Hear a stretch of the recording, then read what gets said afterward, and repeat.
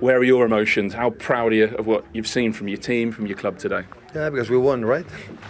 We won, so we're proud and doing the same. We make an incredible first half, really good. We miss some chances, but especially the last pass, the second half.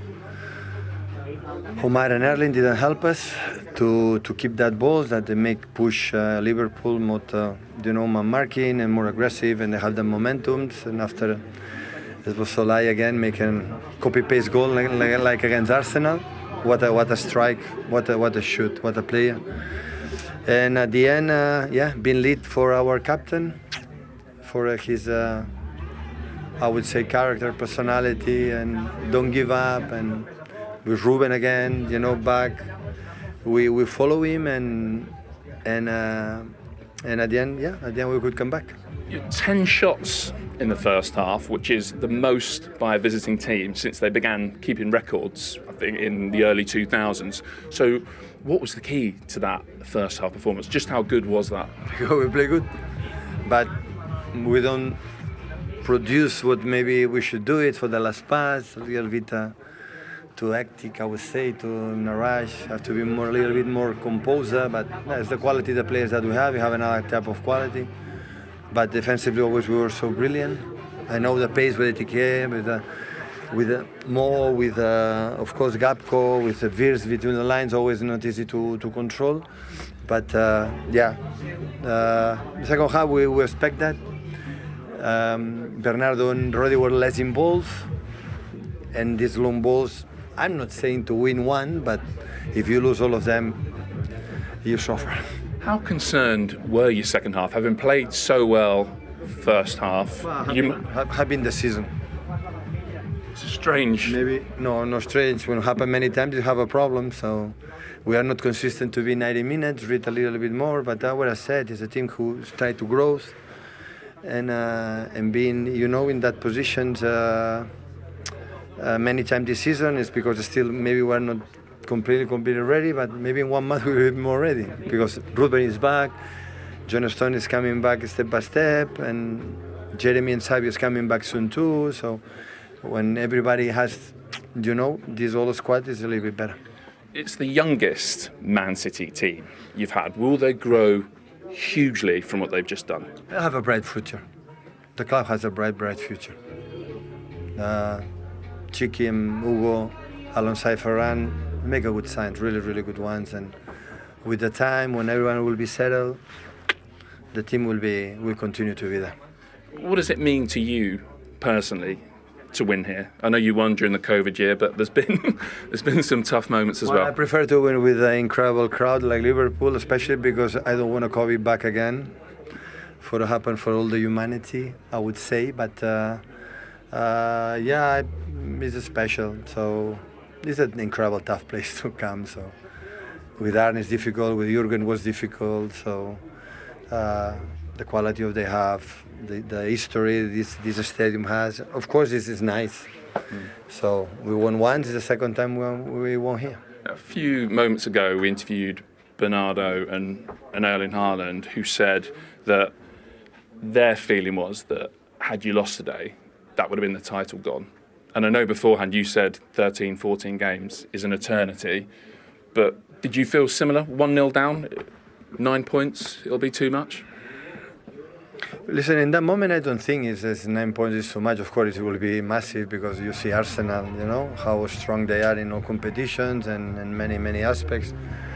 But 13 I had the feeling the same that is a lot of games. What I thought is always I am there is what have done good, we have to do better to win games in the future. That is what I was thinking. What happened again, or why we don't control the second half when the opponents make these man markings. But of course we need this type of victory because despite what happened today, so we have many good things to fight. The final Carabao Cup, FA Cup we are there, Champions League, we're going to last 16. So they're so excitement, and of course being 6 points behind Arsenal, okay, it's a big gap because they don't concede goals, they win all the games, but many things is going to happen, I guess. Can I lastly ask you what you made of that, what would have been a third goal at the end? Foul by Szoboszlai, foul by Haaland. I think everyone would have been happier had it been allowed. Yeah, come on, referee, give the goal, you know. Of course, it's fault, and after it's fault for Erling because, you know, it's been pulled. But give, you know, it's over, give the goal. Sometimes it's the common sense sometimes, right? So, should be easy, you know. But anyway, like we won, everything is fine. Well done. Okay, thank you. Officials would say there's nothing can do, despite the fact they're being called killjoys up and down the land right now. But you heard it from Pep. The quadruple is still very much on and alive for Manchester City. But Micah, seriously, how much can one result, one turnaround, change the complexion here? Could one victory here, when it looked like City might be beaten, catapult them into favouritism for the title? I won't say favouritism. I think they've got experience within it. I told you before we started today, against Spurs in the first half, excellent. Against Newcastle, I saw signs of them being able to come up with this sort of performance. And that's why I said it. City's fixtures looks quite favourable, I would say. City could go on a run for 10 games. That's how good let's they can have a look be. at this. Could they win all of these? They could do, because they've done it before. Of evidence we've seen in the past. I don't think they're the team of the past, but what they've showed today against Liverpool at Anfield, especially when you go one down, have you got the character to come back in the game? And that's exactly what they did, and that's why I went strong. Watching them, everyone, we talk about stats, and we love stats. You boys passed. I don't stats. But when I'm watching them, the combination, especially that's what I was talking about, Mamouche and Semenyo as wide forward, it was exciting. They're playing good football, and that's why I thought they could do something today. Why are you laughing at him? I'm enjoying it. Full of energy, isn't it? But it was. But as much as it changes things for Manchester City, surely also if you're in the Arsenal dressing room right now, it completely changes the thought process for them as well. And games that you might thought, oh, we're relaxed now, we won 4 on the bounce, suddenly looking a bit harder, like Brentford on Thursday. They can't let anything on the outside. They're in the driver's seat. They're in control of their destiny. That's what you want as a football player. You want to be able to feel like as long as we keep doing what we need to do, we're going to win the title. Like, so I don't care if you win. You can win as many games as you want. As long as I do my job, that's all that matters. And I think that's the perspective that Arsenal have to have. Yes, cool, we understand from the outside. We're seeing that it might add a bit more tension, a bit more drama, a bit more jeopardy. But from their perspective, they have to be thinking it's another day at the office. We've got to go out here, we've got to do a job and focus on ourselves. I think when you look at those fixtures, they look favourable for Man City, but I'm sure if, when we put Arsenal's up, it'll be pretty much the same. And we're talking about Arsenal still having to go to City. I think the Carabao Cup final is a huge moment for both teams. And I think if Manchester City won that, psychological, because then a lot of talk would be, oh, Arsenal can't get over the line and get another trophy. Even if the if City could cut that by a point or two round about then and could beat them in the Carabao Cup final, I think psychologically that would be huge for sort of Manchester City in that run. And I think Arsenal are the best team. I think they've got the best squad. I still believe they'll go on and win the league. But I'm just thinking where sort of City can get a little, a little chink at them. And for me, I think it's almost better for Man City that they're playing Arsenal than Chelsea in the final. Just for that reason, psychologically. March the 22nd is the Carabao Cup final with us, and then April 18th, 19th, that weekend for Manchester City against Arsenal. Is it a question for City, then, of just trying to get on Arsenal's coattails before that game comes around? Yeah, of course. Yeah, and I think the one again, we've been critical of the City team over the last hour, but if you're in Arsenal's camp, yeah, you're comfortable where you are in the points total and where they're playing, and again, a lot of goals over the last week or so, the clean sheets, etc. But you don't want to be looking over shoulder at Pep because they've got a history of hunting you down. That's the only... I still agree. I still believe Arsenal will win the league. But when you look over his shoulder, and today, when you see him... The Arsenal players would be at home. A lot of them would be watching the game, and the staff, and you see they're 1-0 down. City, you'd be going... There'll be an element of that. And you think, well, they might get a draw, and then to go on and win it. And Pep... And I don't know, sometimes we do kind of write Pep off. We do go, has he still got that hunger, this City? Is it a rebuilding job? And he just mentioned they're still in contention to win a few trophies here. And they will try and hunt that Arsenal team down. Could it be a leaving gift, Micah? You said the club has a bright future. Well, yeah, I mean, with him in it, I think. We hope. Because it's been superb, hasn't it, Dave? It certainly has. And today has been a great joy as well. Well, Arne, obviously, heartbreak at the end. How would you assess what you've seen? Another great Liverpool-Man City game, as we've seen so many times over the last few years. And this was again one of them, but for us, of course, a very disappointing outcome with a 2-1 loss. What did you make of your performance? The start first half, would you agree they had the better of the opening 45 minutes? Yeah, they did. Were more comfortable in the ball than us. So they had the better than us, but that didn't lead to many big chances apart from in the first minute. I think Haaland was close to a goal. But I think in the second half it was completely the opposite, where I was waiting for a goal, and when we got it I was waiting for the second. But in the moment, maybe one of the only moments when they were in and around our box in the second half, it was immediately a goal, unfortunately for us, because we defended well, we played well, especially second half, but we conceded a 1-1, and then just after that it was Curtis Jones who had the ball in the midfield, Mo Salah who made a deep run. I think it was a 4 versus 3 situation. I don't know if that ball goes through, it's 3v1 to the goalkeeper. But unfortunately, Gueye intercepted it, and then we all saw what happened in extra time, where we conceded a penalty. So how did you change the flow of that game, second half, before obviously they then come back late on? No, we didn't. Tactically, we didn't even change that much, but I think we put a lot of energy in the first half to try to press them really high, but they were very comfortable on the ball, although we were a few times close of winning the ball back. But if the game goes on, you're always hoping that you can keep yourself the energy going, and if the other team then gets a bit tired, sometimes they start to make mistakes, and maybe that's what happened. And then our fans were completely behind us, as they've always been, and that combination led to a very, very, very good and impressive second half, but not the result we wanted. Do you have the sense at all that anything's gone against you unfairly today? So, I mean, the chuckle says yes, does it?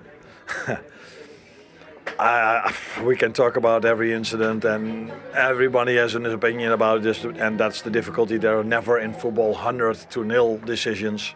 There are always 2 or 3 people to find that have a different opinion. The one I would, if I have to talk about one moment, I would like to talk about the one time Mo was through on goal. Mark Gueye. And Gueye hold his shirt. Everyone who's been in the stadium for the past 8 years knows that if Mo Salah comes in that situation, it's a goal. So that is definitely a goal-scoring opportunity. So maybe that is a, 80-20 maybe we can find 20 people, probably from the, not the FA, from the PGMOL. That's it. Probably from there we can find 20 people who tell you that it's not a red card. But I think in general, everybody who looks at it will tell you that should have been a red card. And the other incidents are maybe a little bit more 50-50 today. How much did your bench hurt you today, if that's not unkind on the guys who were there? You know, you had the injuries. Were you not able to impact and affect the game quite as you would have liked? No, I'm not too sure, because I don't think we needed to impact the game off the bench because we played so well. So yeah, of course, now with Dominic having a suspension and he's playing at fullback, without him being a fullback, but he played really well, by the way. But yeah, we have to accept that and find a solution for Wednesday when we face Sunderland. What did you make of the goals you conceded? Is preventable fair for both of them? Preventable? Preventable. Could have stopped them. Every goal is a possibility to prevent them, but sometimes also quality on the other side and the margins are really small. The first one, like I said, deflection, headed in. Bernardo Silva anticipated really well. Ali was close to it, but I think it went past him. I'm sure it went past him because it went in. And in the second goal, Ali tries to go for the ball. He's too late. Nunez has the ball. Ball is over the line, but then there's contact. Yeah. Maybe there's 80-20 that 80 people out of 100 say it's a penalty. Maybe even 100 out of 100. I don't know. I don't want to debate that decision. The one I would debate the most, if I may, then it's the one from Mo. Where do you think this leaves you in terms of your form, but also in terms of your fight for Champions League football? Looks like you've got a real scrap on your hands there. Yeah, of course, we know how the league table looks like, but we also know that there are a lot of games still to be played. And said to the players again, that they showed today where they're capable of. And I definitely see progression, but as we also know that there are not so many games left to be played, so there's not a lot of room for error or mistake for us left. And another time, in my opinion, we didn't got what we deserved, but yeah, I can keep saying it. People probably get annoyed or like, there he is again. But yeah, I try to analyze the game as fair as possible, and that's what I'm trying to do now again. Thank you, Arne. With Patrick Davison and sounding like he's talking to him in a cloakroom of a nightclub. We can only presume that music is coming from the away dressing room. How do you think you would have reacted to that as a losing manager? Listen, I'd be interested if the music's on when Pep's doing his talk. You know, we're talking Man City go there, they're entitled to enjoy themselves, but you also have to show a little bit of respect and turn the bloody music down, when people are doing press interviews. Ridiculous. Certainly not be dancing to it. Let's have a look at the decision that he is talking about, Daniel. The question, I suppose, is Mo Salah getting there once he, before Gay's intervention, or is Ruben Dias going to stop him getting in on goal? It's outside the box, we can say that. Yeah, it's outside the box. He potentially does get there, but Ruben Dias's position was also good, so, I think he could have gotten across, but the action happens outside the box, so maybe he does have a clean shot though. Then that, to be honest, when you look at it, maybe he does have a clean shot. But I think it's one of those ones when it's against you. This is the ruling, Jamie. I think. Sorry to interrupt. I think we're just about to remind our viewers of what the actual wording is of this particular law. The considerations are the distance between the offence and the goal, general direction of the play, the likelihood of keeping or gaining control if he's not pulled back, and the location and the number of defenders. So we're not talking about a penalty here. We're talking about whether indeed Gay he should have been sent off. And this was 0-0 at this point, we should say as well. Yeah. I think it was the right decision. It's one of them that frustrates you when it's for you, and I can totally understand Slot, because I think Pep Guardiola would probably say the same if it was on the other side. But he tugs him back. Now, you're almost trying to pitch yourself. Mo Salah probably take another touch before he gets his shot away, and then would Diaz come across? And I just think there's probably enough doubt there to not, give the red card. For me, when the decision was given, I thought it was just about right. Certainly taking a big risk, isn't he, Micah? Yeah, taking a risk, and it was excellent Gay today. But I think I agree with Jamie. I think it's a yellow card. I think it's one where Diaz is getting across. I think the only one on the rule is gaining the ball. That's the rule. But I think Diaz, especially, would be sprinting back when the ball goes ahead of him, and the touch of Salah. But I think Diaz would be there. Would you think Salah would need to take a touch? Salah would he gets just the ball. Get his body. I think Salah would try and get his body round and hit it and just hit it first time. Yeah. I think he gets the ball. If we're going off the rules, maybe there's a contradiction between maybe 1 and 3, and they go, 4 supersedes 1 or 4 supersedes 2. Because for me, I think Salah gets the ball. Is it a yellow? Probably it is. But I think Salah does get the ball. And I guess you have to say that it does have a big impact on the game because of the circumstances at that point, the situation at 0-0. Yeah, I mean, the interesting thing is, and I go back to this, it's Mark Gay actually can see Salah and he leaves him to go ahead of him. Again, that goes back to this high line City play. He's trying to catch him offside, really. Happens quite a lot. But Gay, I thought, was fantastic in the game. That was the only real blemish. But he made an interception in the second half that I actually think kept City in the game. I'm not sure it was. I think Veer tried to play Mo Salah through. Did he? Yeah. Stuck a leg out. I think it was at 1-0. That was like Mo Salah was then certainly running through on goal then. And yeah, listen, he played really well, and that's probably another thing Liverpool can look at. Get that deal over the line at the start of the season. Yeah, of course, a lot of Liverpool fans will be talking about that as well. The player who very much stood in their way today for Manchester City. So we've got 13 games left of this season. That's still more than a third. So a lot of points still to play for. If we're thinking about the Champions League, it's pretty much assured that it's going to be down the top 5 again this season. So how do you see this race, Daniel, right now from Liverpool's perspective? I think that as the manager will definitely have decisions to make on stylistically how he wants to move forward. Of course, fitness issues will have their impact, but Chelsea and Manchester United at the moment are high on confidence, feeling themselves, and Liverpool have. I think their confidence level isn't where Chelsea's and Manchester United. Chelsea have won 4 out of 4. Man United won 4 out of 4. Yeah, and I think if you look at how they set up today, maybe we could look at the positivity of the setup and go, okay, yeah, maybe they went for it because of the occasion and the fans. But I think if I can't see them playing that front. They need steel in midfield. They do. They can see too many counter-attacks. They can see too many opportunities. This is not... We're talking about Virgil van Dijk being the top of all, a lot of statistics, headers, this and that, intercept. It's like, Virgil isn't up there usually. You know, defensively, they are missing something in there. I don't think the midfield right now, and this isn't me having a dig at them, but I don't think that they are defensive. I still think they're offensive-minded players in there. And I think they do need someone who's going to be like, my job is to just run around and make tackles and break play up, and that's what I need to do, and let the guys play. Because the attack and the creativity, there's no question there, but it's stopping the attacks, it's breaking it down. There's no defensive midfielder in there that this is my role, I'm out here to stop things. And that's what the best teams have. So, Jamie, do you think then, in reality, Arne Slot has got to fight on to save his job here or get himself another season? Just paraphrasing what you said on Monday night in terms of Liverpool reaching the Champions League next season. Top 5 will be necessary unless they go and win the Champions League themselves. If you said to me, do I think Liverpool will get in the top 5, I'd say no. You don't think they will? Not right now, I don't know.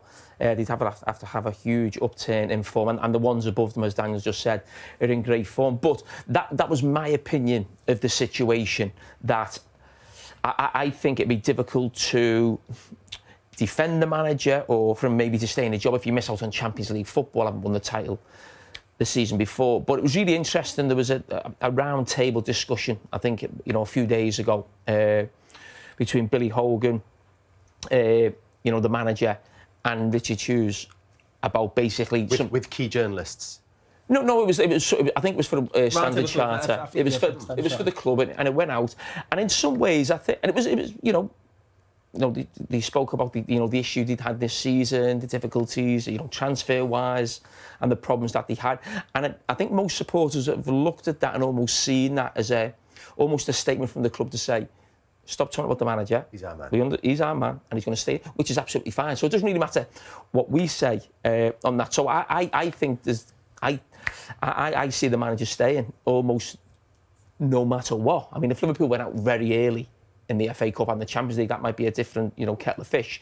But I think that chat and some things you read about, sort of, there's a big article there in the Sunday Times. You read things and obviously little information's getting given out at different times, and it looks like they're backing their man.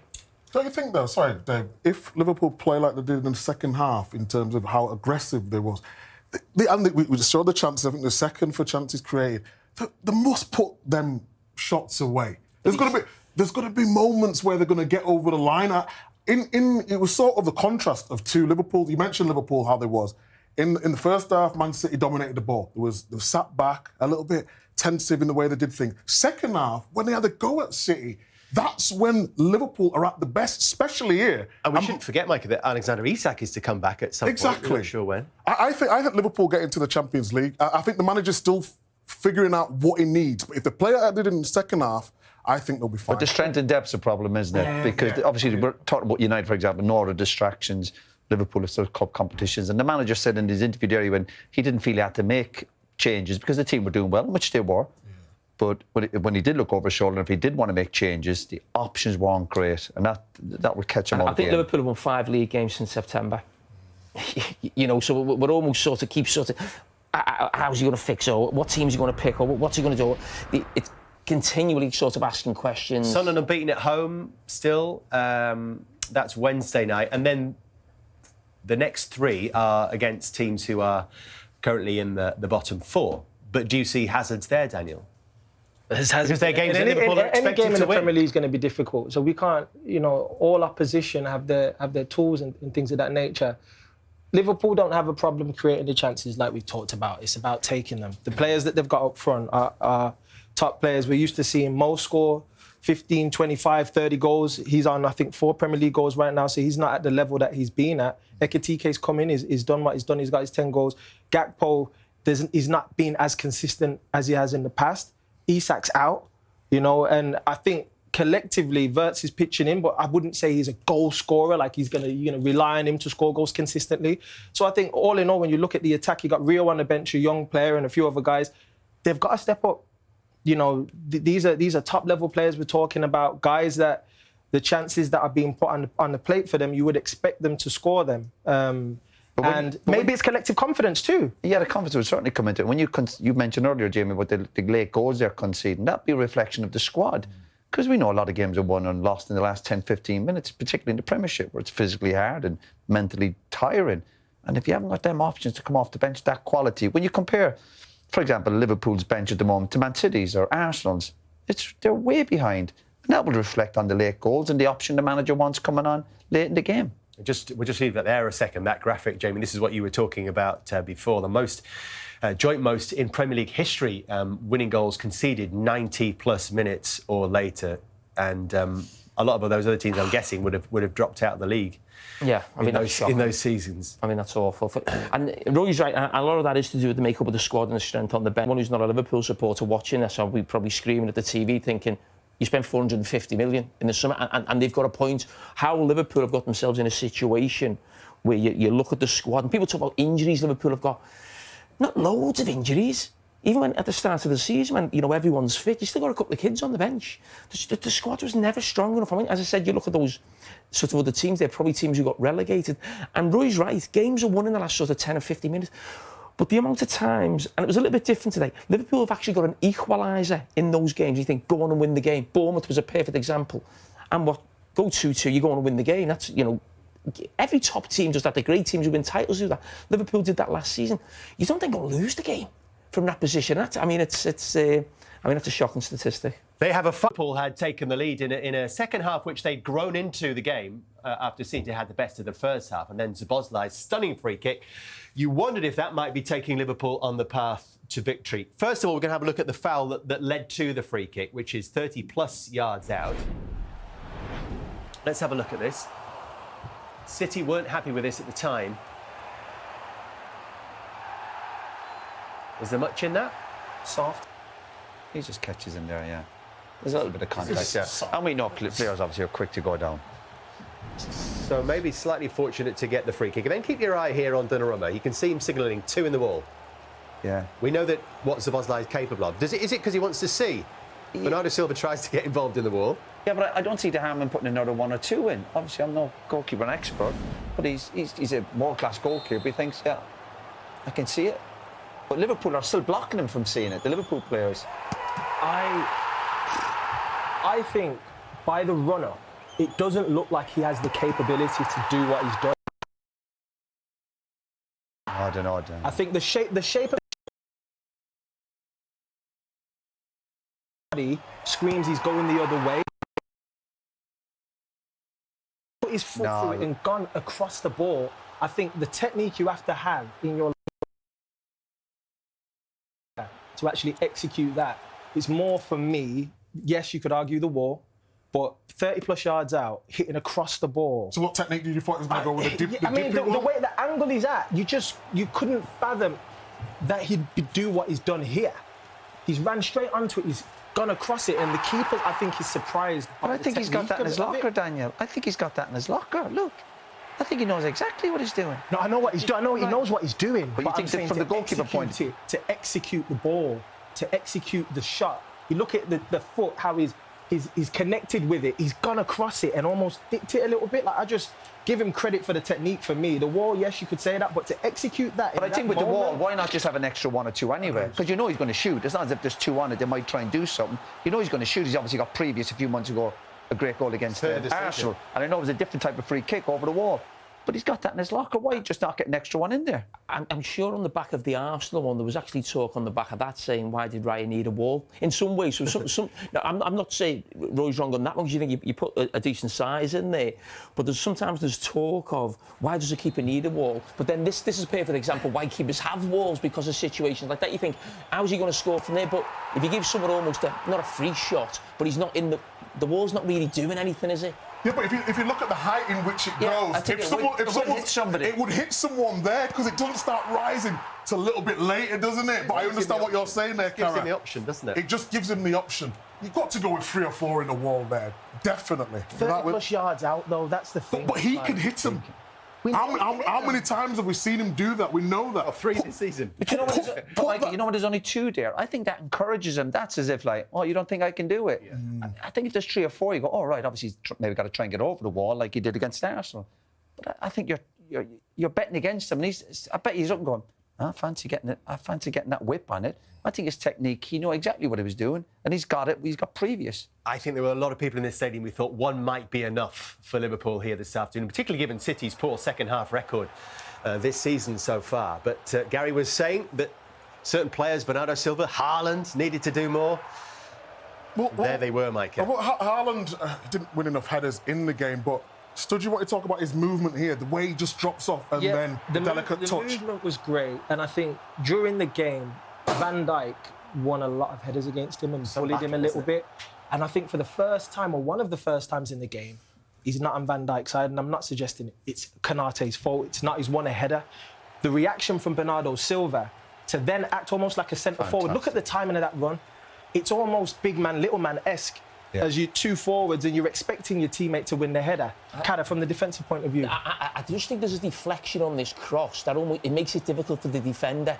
Because when you're coming towards the ball like Haaland is, that deflection, whether he read it just a bit, but there was no way Konaté could ever win the header. He couldn't get there in time, and it was just... Listen, I wouldn't put too much blame on Liverpool. It was just a little bit of luck. It takes a deflection, he gets the header first. Could Van Dijk see the runner, you know, but... It was only the 4th time in the game that Haaland had won a header, and you were saying, actually, while we were watching the game, that if you were in his position, he's having that real tussle with Van Dijk. Get yourself away from him. Get away, mate. Sometimes you have to say, all right, he's getting the better of me. Let me go and have a wander over there for 5 minutes. Let me see if I can cause this guy a problem. Because I do feel that psychologically he has a lot of respect for Virgil. You can see the way they're playing against each other. I think they shook hands at half-time and you're sort of thinking they have a lot of respect for each other. And I think sometimes you want to see a different picture. And he was seeing the same picture for the majority of the game. Staying on Virgil's side, whether the manager told him to do that, that's potential that he did. But give it the team another picture. Give the opposition another problem. And I think the one time he did it, he wins a header and there's a goal. It was the only time, just had it confirmed, the only time he contested an aerial duel with Konaté in the entire game. And Jamie was saying that the deflection didn't help Konaté out at all. What about the penalty? Into stoppage time, Jamie. Listen, you just cannot believe it. A goalkeeper of that quality makes that decision there. I mean, it's not like he's not going to be able to cross the ball. It's actually too far ahead of him. All he could probably do there is knock it out for a goal kick. Nunes really, and it's just made a crazy decision. Listen, we see goalkeepers make that mistake. And when see from this wide angle, sorry, Jamie, the ball is still in play when the foul is committed, which they've told us is relevant to the award of the spot kick. It's just madness to find himself, make that decision. He doesn't make too many. Listen, what a goalkeeper he's been, but obviously it was a huge mistake. But I think it's one of them, Jimmy, with the goalkeeper sometimes. I know he's an experienced goalkeeper. It's almost... They get bored sometimes, even in a big game. You said to keeper something, mind your own business. That had almost nothing to do with him. He almost went looking for trouble. Crazy decision for an experienced goal. If a young goalkeeper done that, you'd be saying, all right, lack of experience or whatever, and naive. To do that. Especially when Nunes took... Just slow himself down. So then we had a 2.5-minute wait while there was treatment going on, while everyone in the stadium is thinking, what is going to happen here? Szoboszlai is trying to get in Haaland's ear as we heard. We didn't know if he was definitely going to take it, Daniel. You weren't sure if it was going to be Haaland's kick here or not. Yeah, I mean, today's time you usually see someone else holding the ball for the penalty taker, so they take all the banter. Strangely, might this have actually relaxed him because he's a friend of his, really, just having a bit of chat and a banter with. They're having a good laugh, they're having a good joke here. He's trying to throw a little banter to him, stuff that can throw him off. But as you can see from what Haaland said in his interview and in this moment, totally locked in on what I have to do technique-wise. What a huge moment. Yeah, it was driven low. Those ones when you're that tall as a goalkeeper, keeping it low, powerful, side foot, going with conviction, executed perfectly. Firmness of the strike, Micah, in that moment. It was just brilliant. I mean, Jamie's talked about Haaland. Didn't think he had the greatest of game as well, but in terms of moments, and he needed to step up in the big moments. That's why he gets the big bucks. That's why he's Haaland. That's why he scores so many goals. He doesn't have to play well, and he can still get it over the line, and that's the difference. He had to take that penalty. If he didn't take that penalty, he'd be saying, one of the best strikers in the world, best finishers, big moment for the club, big moment for him. Take responsibility, which he did. Incredible moment for him. His first year at Anfield as well for Manchester City. But still, the drama was not done. Could Liverpool respond? Well, they could, and that's when Manchester City needed their goalkeeper, Roy. Yeah. Listen, he's a vastly experienced, big goalkeeper. Yeah, he's made 1 or 2 mistakes, but gets maybe a slight deflection. We had a great view on this. Yeah, it looked like it was destined for the top corner. It did. And it gets a deflection. But I suppose I'm going to say that's his job, isn't it? He's a big man. He's got big arms. He's made 1 or 2 big saves, as we know. But he's made 1 or 2 mistakes over the last few months. But again, huge moment. You can see by the reaction.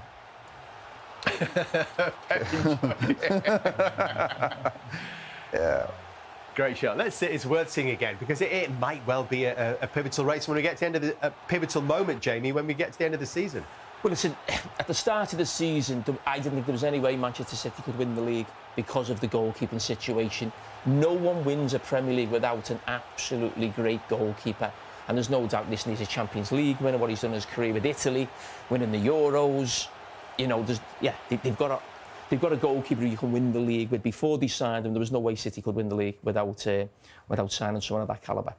Brilliant performance at the perfect moment for Manchester City as well.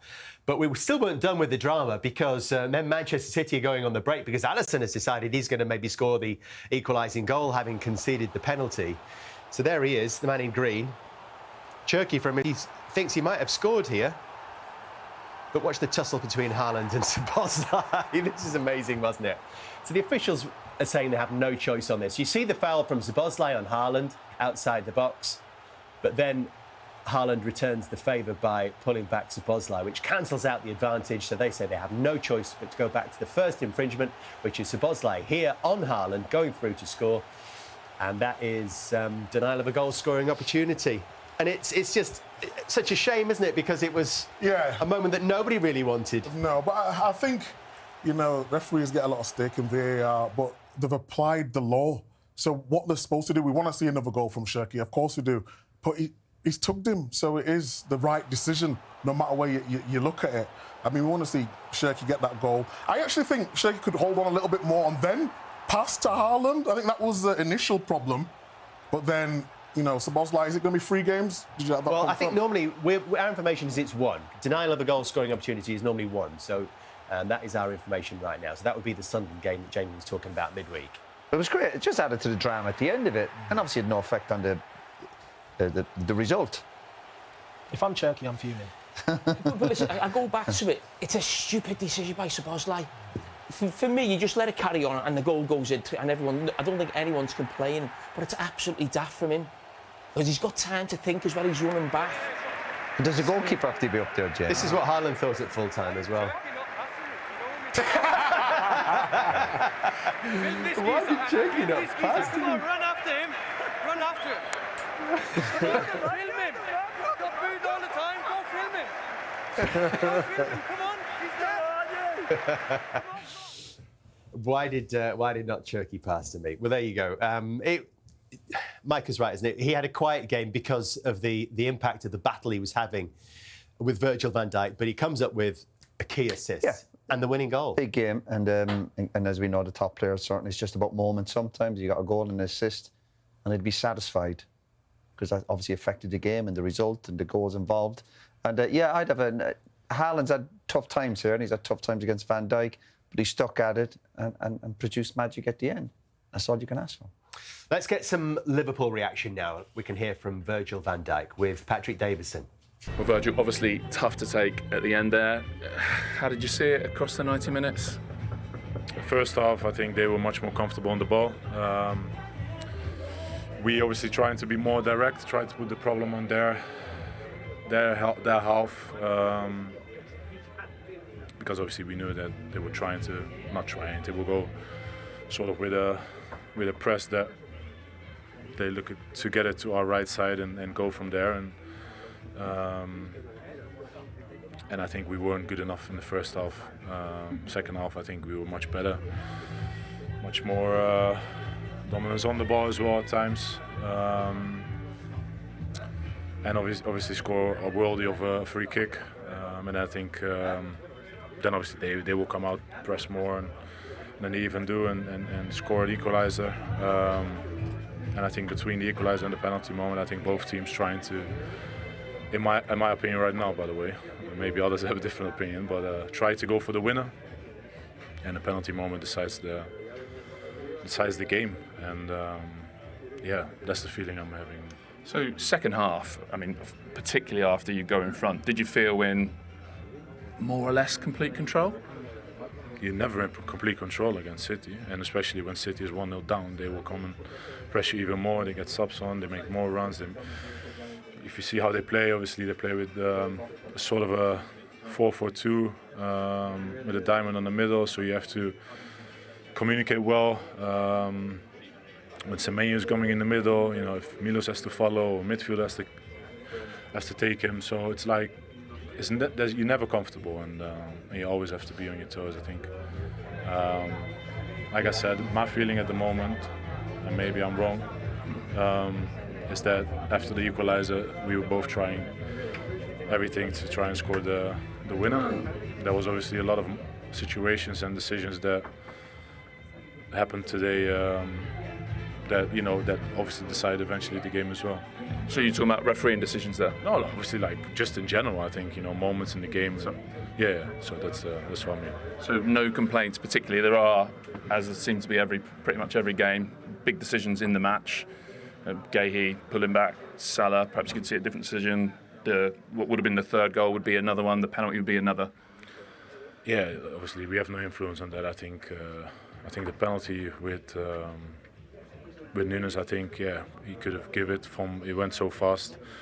But yeah, we have only ourselves to blame, and we have to quickly turn our attention to Sunderland, because that's going to be a very tough one, a hell of a job. Team that's obviously unbeaten at home this season, and good challenge ahead of us. Do you still feel, despite the result, perhaps it's difficult at this moment when you're still gutted, that performance-wise this was another step forward? Do you feel like still you are in a better place than you were? I'm not sure. It's still a process. I've mentioned it many times. I think second half felt maybe a little bit like a step up. First half we were still not fully in control, and could have done better. Should have done better. But obviously you go in half-time still 0-0, you speak with each other, come out much better in the second half, and 1-0 up, and then it's obviously a different game, and you have to handle that as well.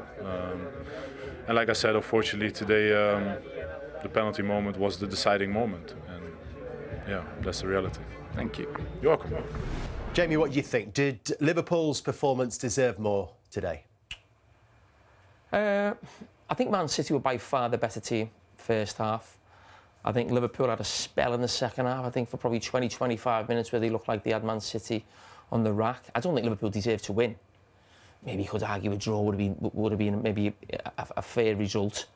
But what do you think they would reflect on that's cost them? Big mistakes again. And that's the fourth time now this season they've conceded a 90th minute winner, so it's not a one-off. It happens all the time, and I'd be interested to see what the manager says. But the manager's taken a lot of criticism from Liverpool supporters this season, and some of it warranted. But if you notice, we're in the third stage of Liverpool this season. So at the start of the season, Liverpool games were like that, and it was end to end, and they were being very lucky, and they went in the last minute. And then they had the thing where the manager thought, this has to stop. We're in a spell of losing 9 games in 12, I think it was. And then he went more defensive, more pragmatic. The Mo Salah thing blows up. And then Liverpool start getting results, not winning a lot of games, but not losing too many. But it's boring. You come into Anfield, no one's getting excited, so there's criticism on the back of that. Now we've come back sort of the last few weeks, let's say since Mo Salah's come back from the African nations, Liverpool have played a front four. And that was my worry today.